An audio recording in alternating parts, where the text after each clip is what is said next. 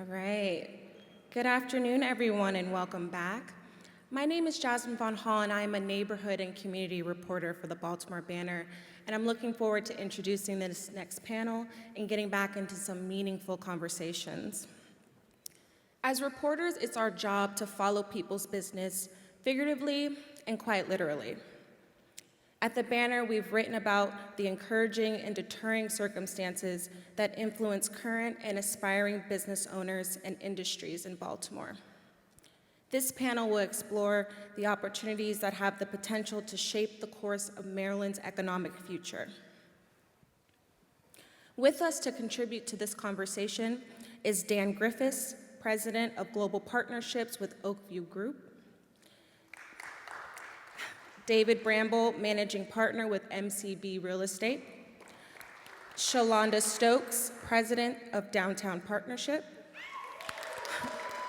William C. Wiedel Jr., CEO and President of CFG Bank, Dr. Mohan Santha, President and Chief Executive Officer, University of Maryland Medical System and Chair, Greater Baltimore Committee. And lastly, the panel will be moderated by Emily Sullivan, a City Hall reporter with the Baltimore Banner. Let's give them all a warm welcome.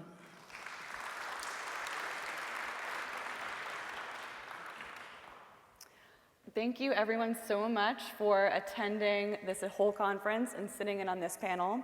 I do ask that if you are here to protest David's decision to tear down the pavilions, that you just make an orderly line when it's time for the Q&A. I'm looking forward to a nice chat about everything that Baltimore has to offer and how we can make stuff even better.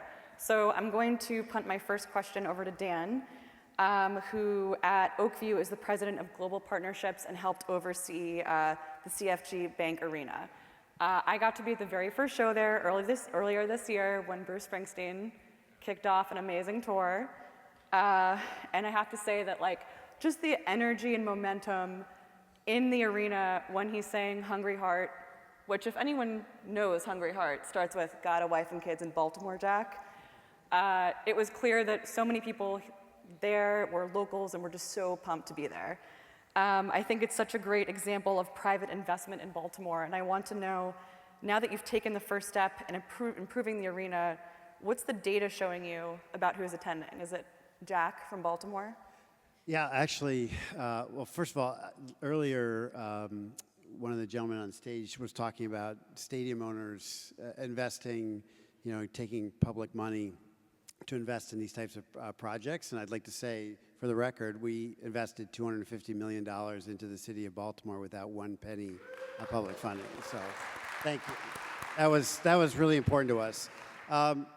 What's interesting about the data, the ticketing data, is there's about a 55%, 45% split Maryland residents to non-Maryland residents, right? And we've had 33 events, I think, so far, 20 of them being sold out. And if you drill down into the Maryland numbers, right, 60% of those numbers are coming outside of Baltimore County, which means we wanted to make this a regional hub. We wanted to drive public investment and hotel rooms and restaurants and stuff in the city of Baltimore. And so with close to 60% of the people coming from outside Baltimore County, they're here for a period of time, right? They may get a hotel room, whatnot. Of the 45% that are not from Maryland, only half of those are actually from a bordering state, which means that more than half, or the other half, is coming from a state outside of that. And if you have the right content, it's going to drive the right people coming, and they'll come from all over. Bruce Springsteen, I think we sold tickets in 18 different states that came to this arena. The legacy of the arena itself, and then B, just Bruce playing in Baltimore again was a big deal. So we have been able to demonstrate that this can draw people from all over, and that was the purpose from the beginning. So. Mm-hmm. Moving on to Shelonda, who as the president of the Downtown Partnership is involved in all things downtown. One thing I noticed as we were exiting out of that conference, out of that concert, we're at a conference now, was two things. One, people really wanted to continue the party. My parents are from New Jersey, so they were ready to really keep partying after seeing Bruce Springsteen. And we ended up Ubering to Mount Vernon just because there were just really not that many things immediately around in the area that could accommodate so many people exiting a show at once. And of course, there were comments about public safety as we were exiting that concert. And I wonder what we can do to build a better ground floor experience for visitors and residents, both in public safety and in everything the area has to offer for visitors trying to make a day trip or extend to the wee hours of the morning. No, thank you. And just thank you to, I think, the Banner overall for creating an opportunity for this kind of dialogue. In coming here, one of the things I thought about, because I said, do I open up with this joke?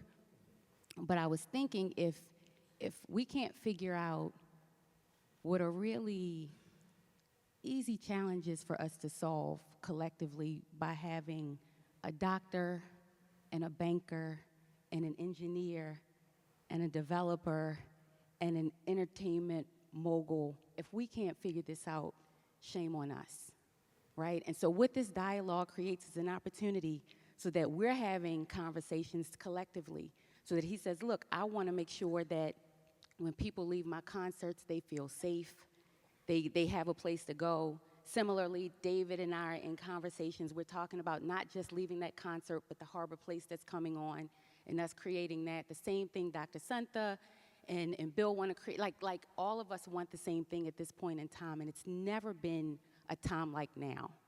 And so when you say it, it's nobody in here. It's not a surprise. What I will tell you is now we are putting in collective action around making it happen. This is the first time I know in my lifetime, and I like to say my age. I'm 51. I like to say it for now, but I like to say it because I feel like I'm experienced enough to have lived through the creation of Harbor Place, but still young enough that I can enjoy, and I know what a good time feels like. I know what a 24/7 neighborhood feels like, and I know that that's what we're working towards. And so we have programs that we started already, like Boost, which stands for Black-Owned and Operated Storefront Tenancy. It's our way of working with the property owners and buildings in downtown so that we're filling those ground level with people who live here, who work here, who represent the demographics of our city. The mayor gave us another $1.6 million in ARPA to expand the storefront program so that we could do that. We're working now on initiatives. That is one component. We're creating a strategic operations center, the safety that is collaborative, law enforcement and community using AI. Like all of these things are in the works now. And so why I get excited about it is the plan is working. When we brought in the Urban Land Institute, Dr. Santa, how long ago? Was that 2 years ago? When we brought in the Urban Land Institute as a collective, it was, what do we need to do to revitalize downtown, our core, the center, and the pieces? The harbor needed to happen. The arena needed to happen. One of our major economic employers who has doubled down needed to happen. And so this is the outpouring of that. You've started to see it, and you will continue to see it over the course of, for the first phase, the next couple of years, and then we'll talk about what's next. Mm-hmm. And briefly, what is the obstacle, if you could boil it down, that's standing in your way from developing a better sense of public safety for visitors, for residents in that area? What would make your job easier if we could get rid of that obstacle? I think there are a couple of things, and it's probably what will. I kind of glazed over, but public safety is about law enforcement, not over-enforcement, and it's about people being able to engage and not feel over-policed at the same time. And so one of the things that we're creating in downtown collectively is what's called the Strategic Operations Center. This will allow us to do this. It's where we have a partnership. We'll bring in the University of Maryland, Baltimore. We're working with BPD. We're also working with community organizations to stand up a center that will allow us to do real-time enforcement and engagement. An example of this, and I think an example of where we found success, was with the Squeegee Collaborative. So you had about 150 community members who worked together to get a solve, and part of what came out of that was disallowing panhandling in select locations. Where this goes to the technology and kind of what we need with this Strategic Operations Center, not only will it allow us to work together as a unit in enforcement, but to use technology thoughtfully. So in the areas, as an example, where we've disallowed panhandling and solicitation, we could have a camera there, and we could tell that camera, you know, if there are bodies that stand in this area for X amount of time, send an email to the Mayor's Office of African American Male Engagement, because that is our way of kind of de-escalating and engaging them in other support services. So it is our collective way of collaborating and using technology to advance us. I think that's a good segue into my question for Bill. As the CEO and president of CFG Bank, I'm curious if you think private industry should take hold of the issue of public safety and help have a dialogue and figure out a plan there. Well, first of all, I want to start off by saying I'm 64, so David, if you could pick up the pace a little bit on Harbor Place so I have many years to enjoy it. So yeah, my feeling is, you know, we want the government to do something about crime. I don't think enough is being done, and so I do feel like there should be a public-private partnership. I feel that, quite frankly, we should put together a public commission and a private commission and work together to develop a plan. We have initiatives right now, but we do not have a comprehensive plan, and that's what we need. We need to look at all the different pieces, right? The city state's attorney's office, the judges, the police, all those things. We need to look at other cities across this country and even the world to see who has made progress on crime so that we can emulate that. When you cut it down to the pieces, it's not an unsolvable problem. We just need to take a more aggressive approach. Are there any cities or counties or states out there that you think we could emulate? So I'm a banker. The way I think about this is, you know, the job of private industry is basically to put the people together in the room that know how to solve the problem, the ones that can go find those cities that have had success, and then support that effort. I'm pretty sure, as I look on the stage here, pretty much everybody here would be willing to help with the cost of developing that comprehensive plan. We certainly are. We've already said that. So, yeah, yes, we can do that.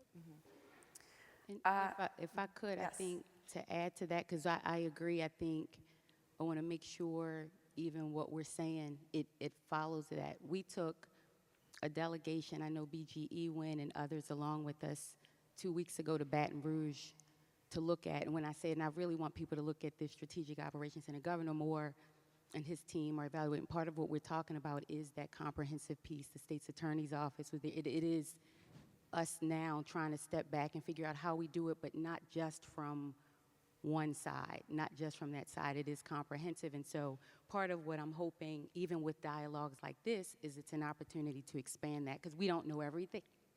But you're right, it's figuring out a larger plan and then figuring out some best case practices to get that done.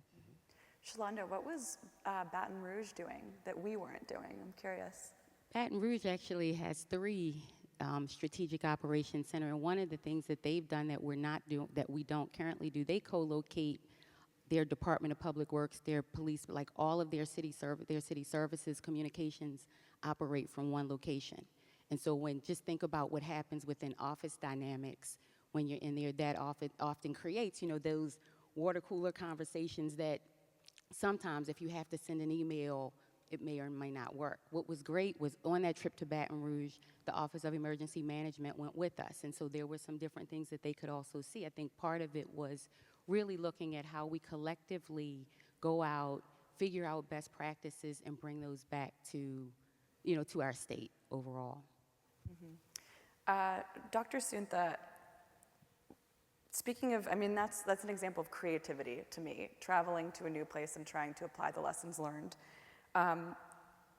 What do you think collaborations between the public and private sector need right now that they don't have in Baltimore that can help lead to success? How can we be more creative? So, you know, I think we start with from the business community lens, I think we all recognize we are at this phenomenal moment in our collective history. And so the opportunity that exists relative to the alignment of state interests, city interests, private sector interests, and our collective communities, there is an alignment that I think historically didn't exist to the level that it exists now. And so I think that from our lens, it's about the business community speaking up with a collective voice and ensuring that as you talk about public investment, that is followed on very significantly with private investment, right? You have to leverage these kind of investments to really grow the economic footprint of the region. When you look at the differential assets of our region, when you look at Baltimore, and whether you come through it from my lens in healthcare, whether you come through it through higher ed, when you think of the panel that you just had around tech and innovation and AI and biotech, think about the differential assets that exist in this region, and I'm talking about relative to the nation. And so when you talk about what we haven't historically done, I think the notion of taking on a comprehensive view and going, this is what we're going to put the stake in the ground to help differentiate this region. A great example of that is the recent submission that the GBC was able to drive with 38 organizations around the region, not just the city, but the region, to submit for a federal tech hub designation. 48 regions submitted for that tech hub, or 44. We are the only region that combined biotech and AI and machine learning, because those are examples of the assets that exist today. We also have an incredible opportunity to drive and grow our workforce. So I think about our health system and the University of Maryland Medical Center. We have 10,000 team members that work here in West Baltimore. Our university partners, 7,000 faculty, 8,000 students. And when you think about the needs of our collective communities, live, working, having opportunities to add to the vibrancy of our community, I think that's sort of the opportunity. We have to start thinking about it more comprehensively and maybe a little less myopically than we've historically done. And again, the great news for us, if we choose to take advantage of it, is right now is the time. The next speaker, I think, is probably going to speak a lot about how the notion of whose decade is it? And for it to be Maryland's decade, I'm sure he will say, it's got to be Baltimore's, right? And that's collectively the message that I think the business community, private industry, private investment has to drive. And we have to address the issues that we recognize exist. But we also have to recognize this is not unique to Baltimore. These are national conversations, and we have some differential assets that we've got to leverage. If I could add to that, Mohan, you mentioned that we're on an upswing, and I totally agree with that. There's a lot of very good things happening. Part of that, and something that people really don't talk about, is the citizens of Baltimore City. For too long, the citizens have been complacent. They've been continuing to elect leaders who aren't committed to making progress on crime. However, that started to change, right? They've voted in Ivan Bates. I thought that was incredibly encouraging. You know, there's a lot of people that voted for Mayor Scott for change, and Governor Moore, even though he's a governor, people feel like, you know, based on his roots in Baltimore, he's going to have an impact on crime.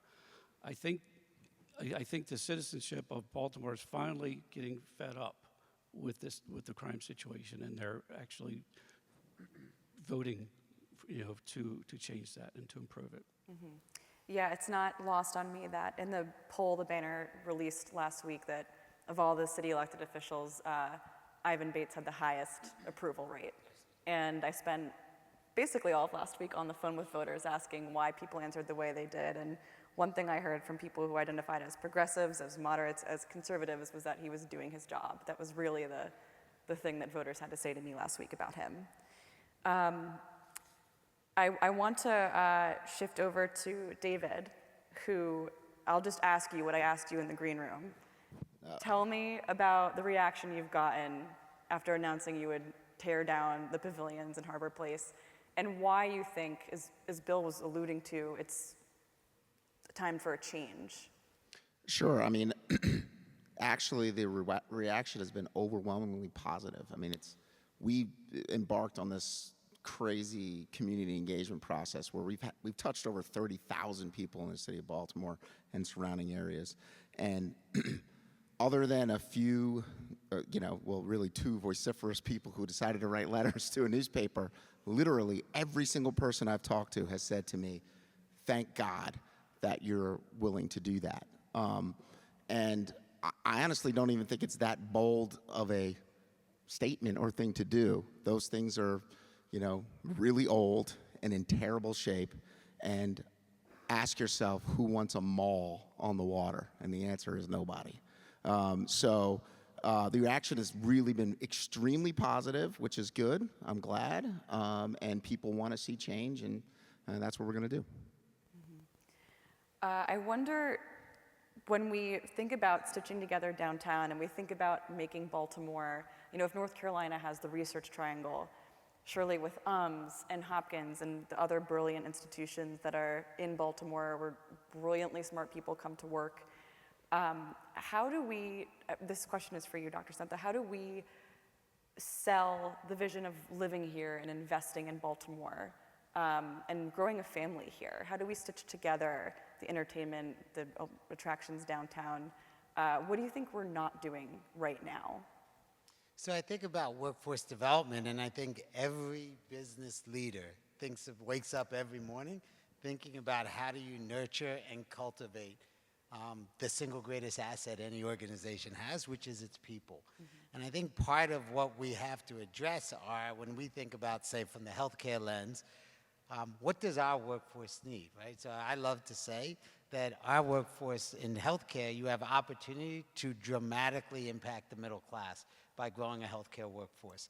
It's the nature of healthcare. It is one of the great assets this region has, which is we have healthcare choice, where many parts of the country, it's not a given. So when you think about recruiting in other industries, biotech, the question is, how are we talking about what is it that makes a difference to families that want to come to this area? Yes, we have to absolutely address issues like public safety to make the story believable. But we also have to address housing opportunities and understand young families today might be looking for different housing opportunities than people of my parents' generation. And then the transportation connection. So again, how you stitch the region together, I think, is a piece of how you start to attract, recruit, and retain the talent. But the other thing I'd say is, remember, we have incredible talent here. We have to bring that forward as an asset to this region, right? Baltimoreans are an incredibly proud citizenry that are very proud of, again, the industries that have shaped our communities for a long time. We have to leverage some of that, and I don't think we've done as credible a job. We have to address some of the needs that we know this region has, right, around education opportunities to make it a more attractive place for families to come. Can I jump on that just for a sec? So when we first started OVG 8 years ago, we created a list of cities that we wanted to invest in, and they had to meet some very specific criteria. Great city, good infrastructure, sports and music enthusiasts, and then finally, did they have a world-class venue in the city?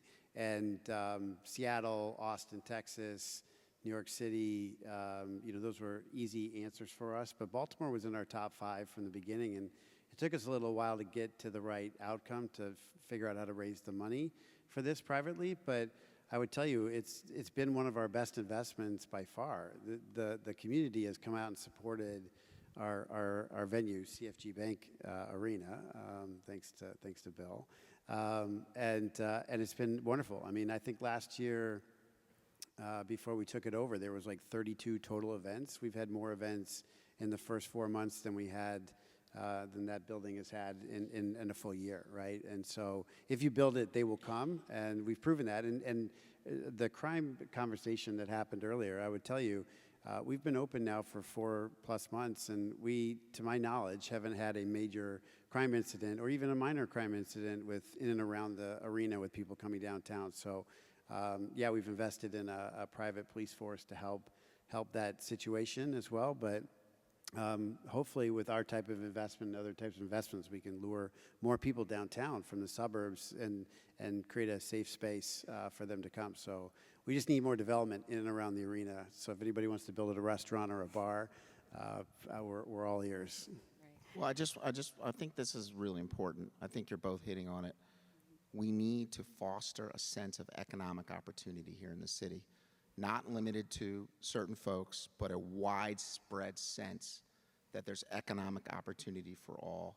And I know we're talking about downtown. Obviously, we're a big investor in downtown, but it's not just about downtown.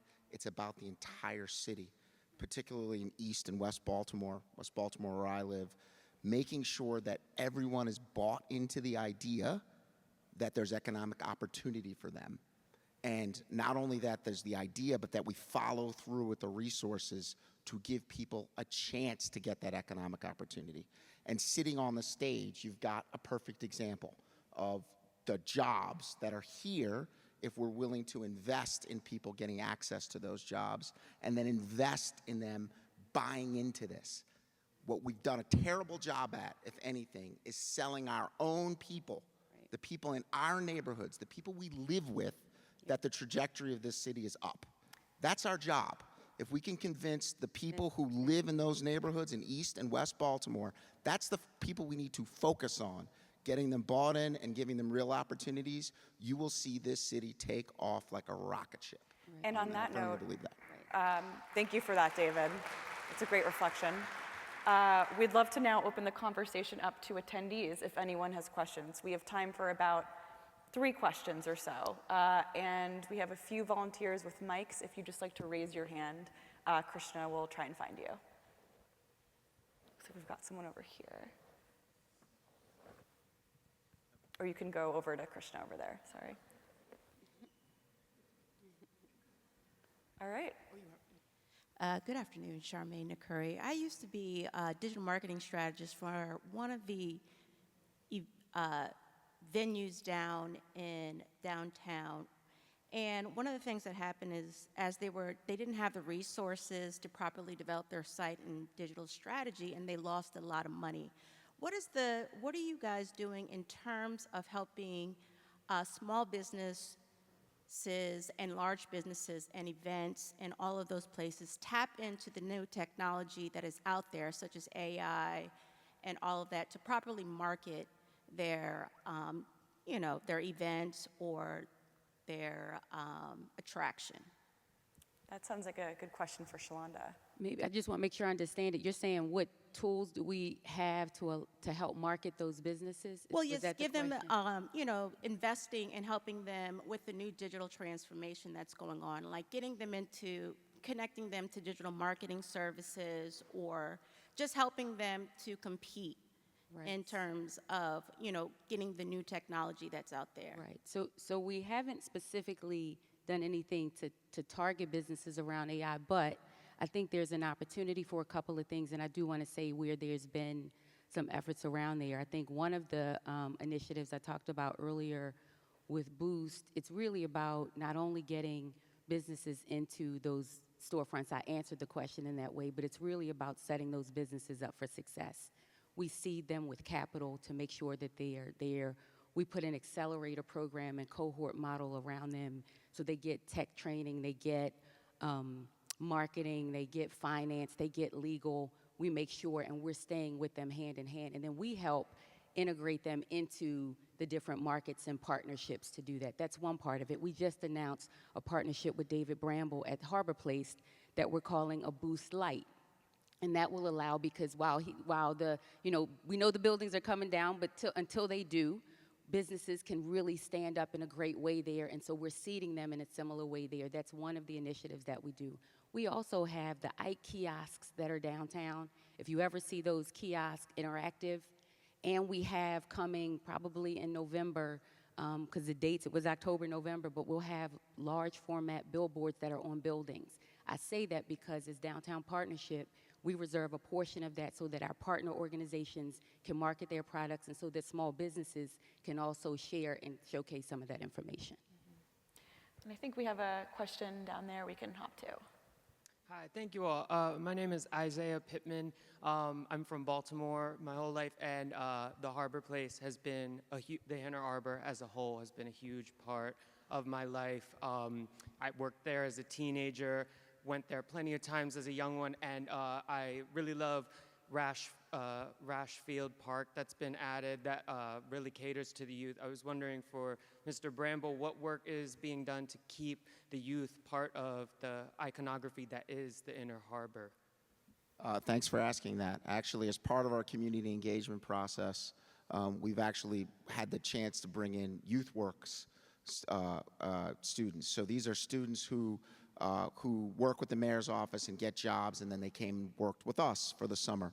And it was eye-opening because, you know, you think you know what everybody wants, but when you hear from young people, you know that you hear what they're looking for. And it's interesting. You know what they're looking for? A nice, safe place to enjoy, to hang out, to be entertained, to not feel like they don't belong. So one of the big tasks that we have, since we've said that we're treating Harbor Place as Baltimore's front porch, our front lawn, we have to figure out ways to make it welcoming for all different age groups, you know, different income levels, and that's a big focus. So we are very focused on the types of food and entertainment that will attract young people, that will offer young people jobs, but at the same time we'll bring their parents because we need them to actually spend money to make it all work. So it's a good question, and you know, looking at both the youth and the elderly, we spent a lot of time meeting with senior citizens as well to figure out what they needed to see and how they wanted to be integrated into the new development. So. And we'll go back down to Krishna. Okay. Hi, I'm Chris Holland. I'm with the B&O Railroad Museum, and I think it's a great panel. The question I had, and I'm really pleased to hear about some of the AI technology you're using and digital technology, I mean, for advertising, but what are you doing in West Baltimore and East Baltimore? There's a lot of cultural institutions, and to David's point, there's a lot of focus on the central business district, but if we ignore those sections or don't put as much attention, then it's like having a car with a flat tire. We're still not going to get where we want to be as Baltimore unless we start looking at those areas as well. And so I'm wondering, like, when people come into town, we know people come into Baltimore for the Ravens games. We know they come in for Bruce Springsteen concerts and CFG Arena. What are you as entities doing to make sure that when you've got that captive audience there, you're showing them the rest of Baltimore? I think there are a couple of things. I think you're absolutely right, and to David's point, it isn't just about downtown. I think the conversation about downtown is so prevalent now because it's the core. And if the core fails, it fails, and so there's been some emphasis. It's not to take away from the needs of any of the other neighborhoods. I think some of the things that we're looking to do, and I want to continue to expand those partnerships, even when we talk about those billboards as an example, 5% of the revenue of those billboards comes in to downtown partnership. We keep 1% in downtown partnership so that we can operate the billboards, but the other 4%, 1% goes to each of the arts and entertainment districts throughout the city so that as we're getting, we're also pushing out. I think part of it is to figure out how we're starting to expand in access and partnership with but one of the things that they said in one of the earlier panels that I thought was good is we have so much need that what happens is we diversify so well that things start to get a sprinkle and a tinkle. And we need to look at a certain point that we concentrate a lot of our efforts on growth, neighborhood we build out, we continue to build. We can't just focus on one, but we can't do everything at one time. We need to have a plan, and I think that's why, not only just for safety, but when we talk about our city and our state, I feel the alignment happening, and I see it starting with our governor and how we're looking at this as a collective. We're talking about the core today because that was the essence of this conversation, but it's this plus that. We need to focus on getting the core while we're continuing to build. You know, the other thing that's really important to appreciate is when you think about West Baltimore and you think about your backyard at the B&O and you think about the biopark, Think about what it is. What are the companies that are getting attracted to that region? And that is where you think about the investment in tech, the investment in life sciences, right? That is how you build up, in this example, the region around West Baltimore, away from the core, but you're going to attract some of that talent as a consequence of what's going on in the core. You have the exact same examples in East Baltimore around some of the investments in building businesses of the region. And that's where the GBC, I would argue, the idea of the GBC, the reimagined GBC, is talking about this area as a region.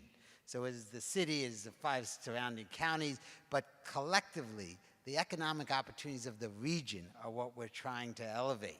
And so it is today, we're talking about the core. But when you think about success for anything that's happening in the core, it's intimately connected to the success of the region. It's not just going to be a consequence of the core.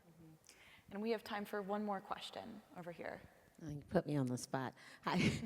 So my name is Keisha Campbell, and I'm also a native Baltimorean. I grew up in West Baltimore. I now live in Northeast Baltimore. And I feel like one of the longest standing issues that we have is public transportation. I went to college in Germany, and one of the reasons I was like, I'll never come back is because I didn't have to drive there. Public transportation is amazing. And it's one of our biggest problems, I think, here when you talk about getting people downtown. Traffic when you have a concert or a show or a game is an absolute just mess. So what is the city or the area doing, because it's not just Baltimore City, but the greater Baltimore area doing about transportation, public transportation, improving sort of that infrastructure so that we can be the type of city we need to be? I think that's especially a great question after this weekend, where we heard some horror stories of people who, for whatever reason, didn't feel like that public transportation was an option to them when we have the light rail that runs to Camden Yards, to downtown. And I want to pose that question to David. I wonder how that is impacting how you're conceptualizing the future of Harbor Place. Anyone who drives down Pratt Street right now knows that it's 4 or 5 lanes of cars and really not that much for pedestrians or buses. Man, you nailed it. The reality is that transportation is a huge problem, and thankfully our governor recognizes that, and I think anybody with 2 eyes and a brain recognizes it too. What we did is we ran a superhighway right through the middle of our city. Now, listen, times were different. We understand that. But now we've learned from lots of urban experimentation that having a superhighway that runs off the highway, down Conway, up Light, and across Pratt basically creates all of these barriers which prevents the walkability and the connectivity.